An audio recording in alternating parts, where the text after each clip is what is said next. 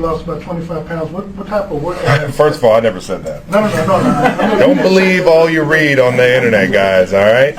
Never told anybody. I'm down some weight. Yeah, from the end of the season last year. But each year's different, man. You gotta rebuild it, and this year I got some time to really focus on some form running and some things early on in the off season that I just didn't have time for last year, and certainly feeling good, and I think it'll pay off, man.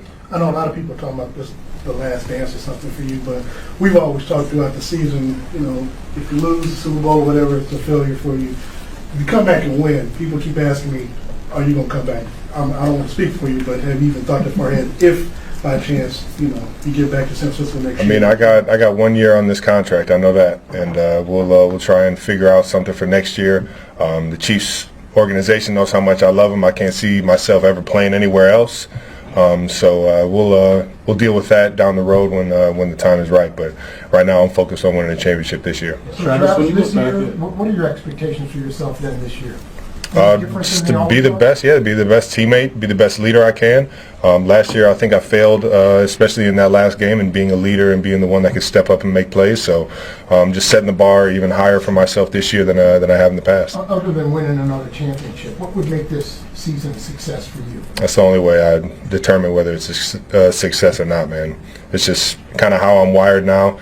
Earlier on in my career, I would set those goals for myself, and I just think it's just more of a genuine feel and the right mentality. Just go out there and try and make every play for my team, whether it's receiving or blocking or doing whatever I need to do.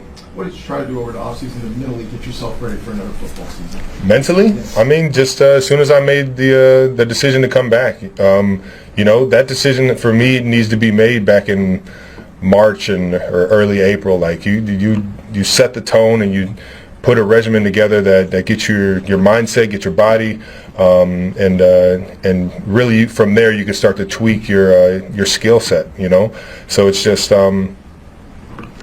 everything involved. You know, you have to evolve every single year in all phases of the game. So you already know that started back in March, and so far we're on track. How did you make the decision to come back for another year? How serious were you? I mean, I love football. I don't think I really thought about it that much. You know, my friends and family and the team, and you know, the guys and women in this building. I love coming into work every single day. It wasn't a very tough one for me. I know, you know, I'm getting older, but at the same time, I still feel like I got a lot that I can prove in this league. And with that being said, man, it really wasn't that hard of a decision for me.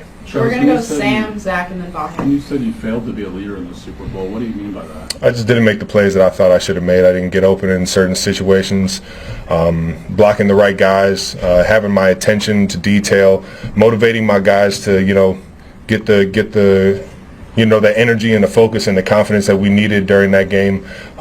You know, and I just in that area, I just felt like I failed my guys. And then you said you had time this year to do some of that workout stuff. Was that all that prompted you to go through this workout? The biggest thing is just making sure you're out there on the field, being a leader, being the one that's setting the tempo in terms of your work ethic. And I think that is always number one. You got to be able to, you know, walk the walk, as they say.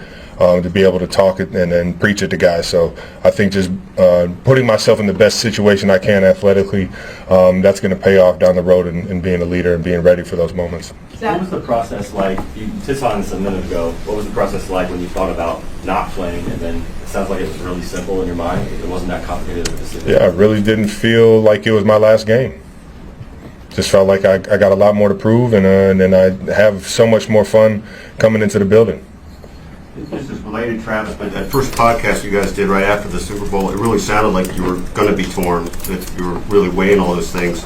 Are you able to just clarify a little more about right in those few days? Well, yeah, I mean, you want to let the emotions die down. That was the biggest thing, is that you don't want to make decisions off of initial emotions. But for the most part, once they died down, I still felt like I had that fire in my chest to be able to keep coming in and building and be better and chase another Super Bowl, man. We'll go Pete and then Matt.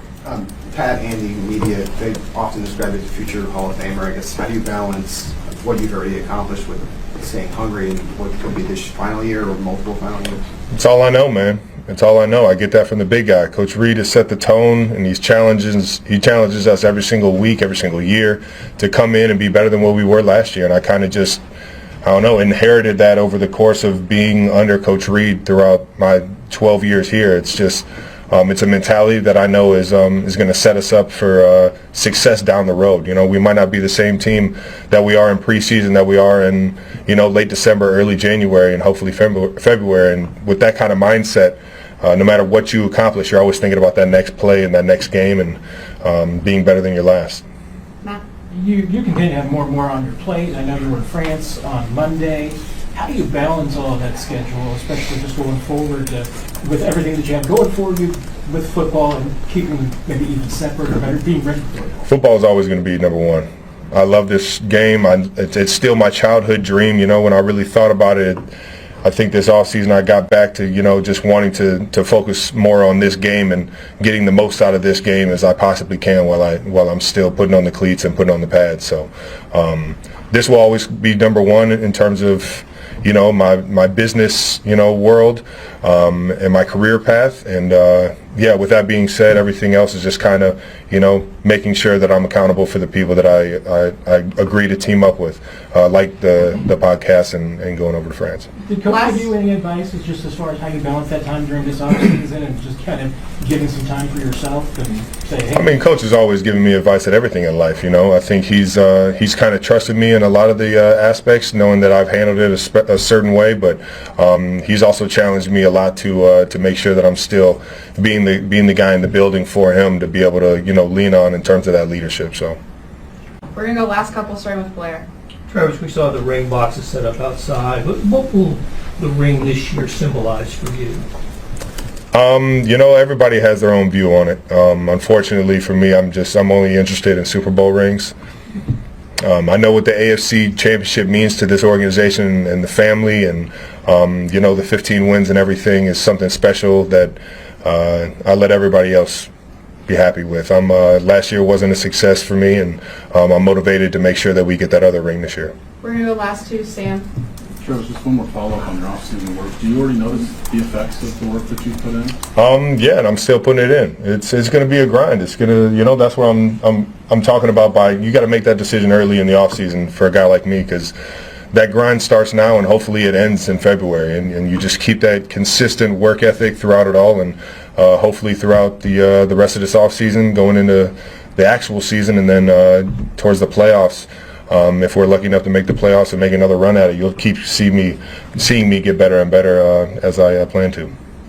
Last one. You enjoy still coming in and the young guys, as you get to be kind of you've been the vet, but to be the older vet in the room now and working with the younger guys. How do you relate to them, and how do you, I guess, put into them what it means to be a Chief and the level of success you guys have? Yeah, I mean, they've seen the logo before they got in the building. You know, they understand what type of history and what type of prestige is here, and just, you know, the culture of winning football games.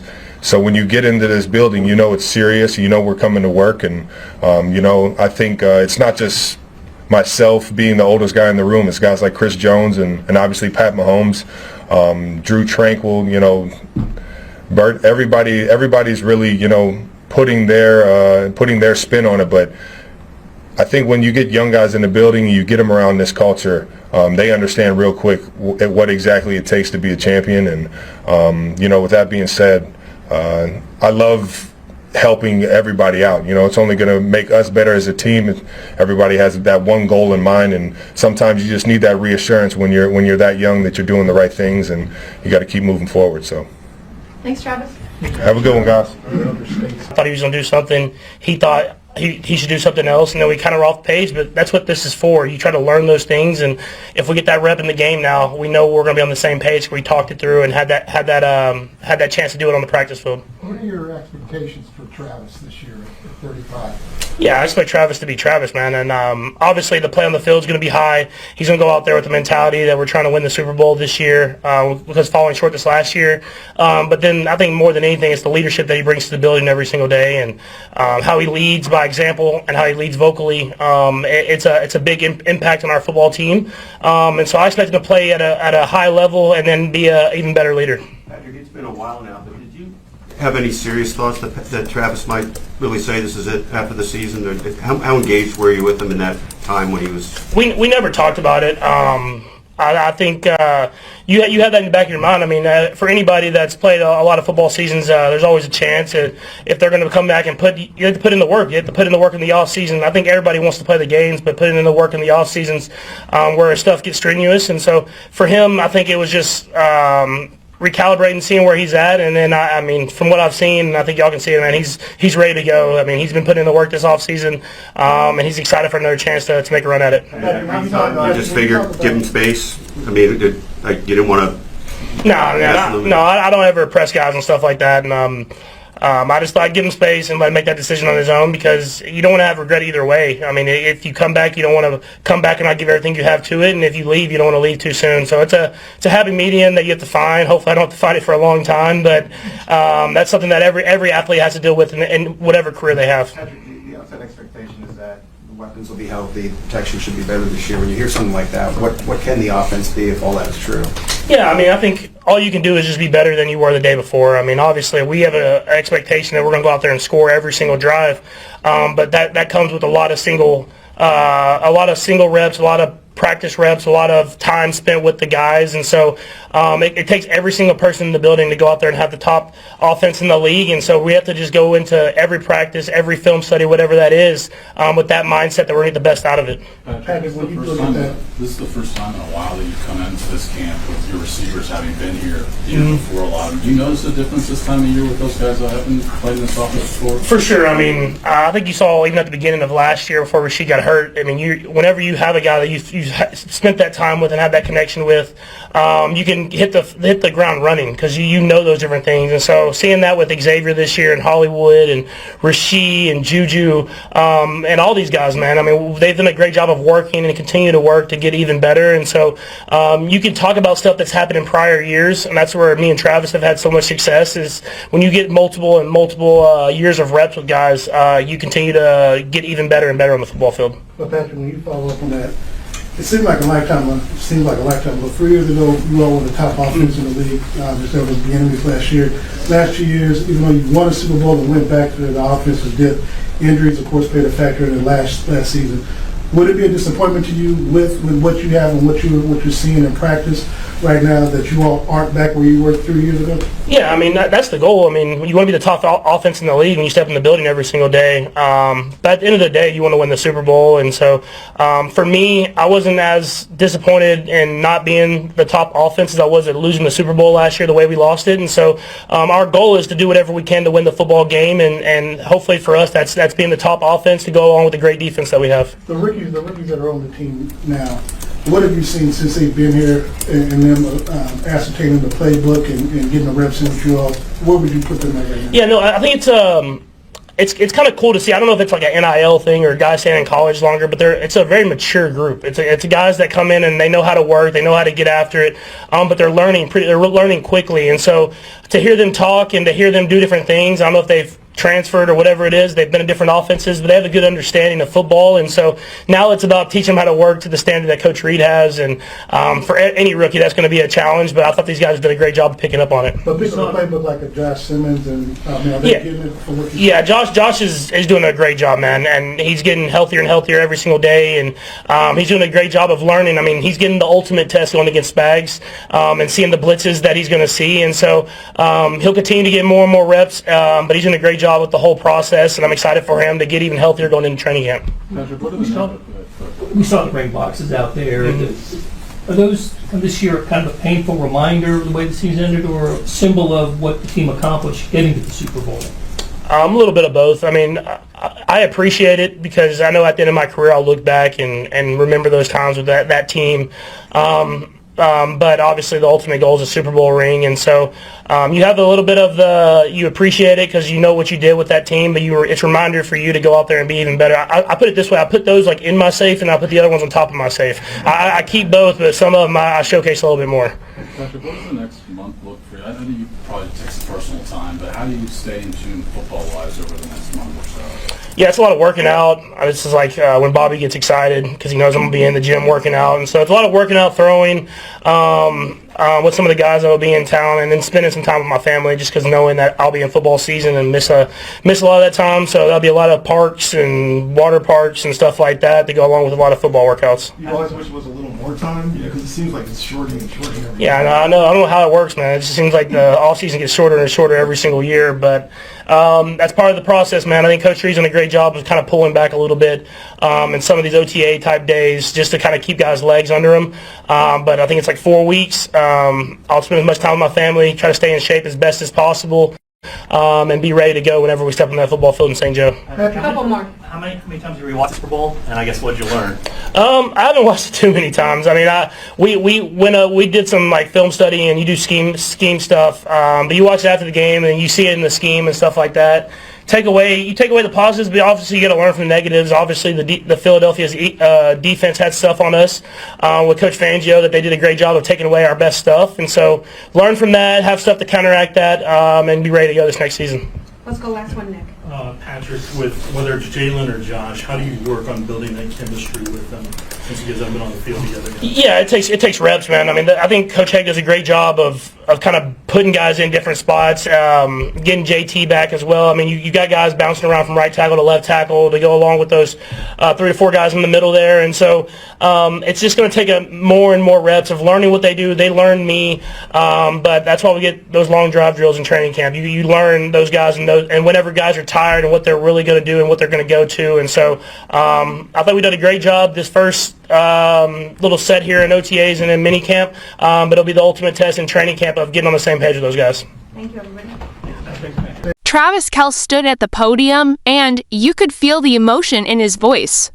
After months of questions and doubts about whether he'd return, Kelce looked straight into the cameras and said it clearly, "I'm not done yet." His words hit hard raw, honest, and powerful. At 34, fresh off another Super Bowl run, most athletes would consider stepping away. But not Kelce. He's more focused than ever. He addressed the rumors about his weight loss first. "I didn't say I lost 25 pounds. He smiled. "But yeah, I'm lighter than I was at the end of last season. Each year is different. I had time this off-season to work on speed, balance, and strength, things I couldn't focus on before." He made it clear, this isn't a farewell season. It's a reset, a rebirth, but he didn't shy away from the truth either. "Last year, I failed in the Super Bowl," Kelce admitted. "I didn't lead the way I should have. I didn't make the plays. I didn't bring the energy my team needed." That level of honesty is rare. It showed just how much the game still means to him. Kelce says he's hungry for more, not just for another ring, but to be a better teammate, a stronger leader, and someone his team can lean on. "I still feel that fire," he said. "I love walking into this building. I love this team. I can't see myself playing anywhere else." Patrick Mahomes, standing by his side throughout camp, backed Kelce up. "We never talked about retirement," Mahomes said. "But when you've played this long, it's always in the back of your mind." Travis is built different. He put in the work. He's ready. The bond between Mahomes and Kelce goes deeper than football. They trust each other on and off the field. Mahomes praised Kelce for his leadership, not just through words, but through actions. "He sets the tone every day," Mahomes said. "When guys see him grinding, they follow." Throughout training camp, Kelce has been spending time with rookies too. He knows what it takes to win, and he's showing the next generation what that looks like.